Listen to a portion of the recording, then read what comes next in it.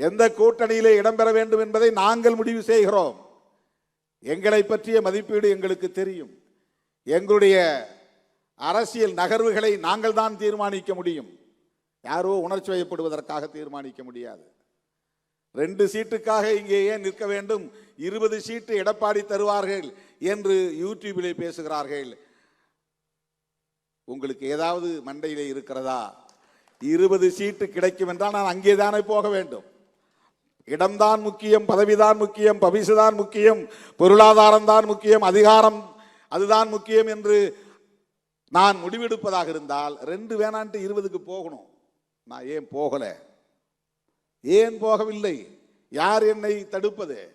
யார் என்னை கட்டாயப்படுத்துவது போகக்கூடாது என்று? அப்படி யாரும் செய்ய முடியாது. அதுதான் பிரச்சனை. யாராலும் வளைக்க முடியாது, யாராலும் விலை பேச முடியாது, யாராலும் மதிப்பீடு செய்யவும் முடியாது. அதுதாங்க பிரச்சனை. நீங்க நினைக்கிற சராசரி நபர்கள் அல்ல நாங்கள்.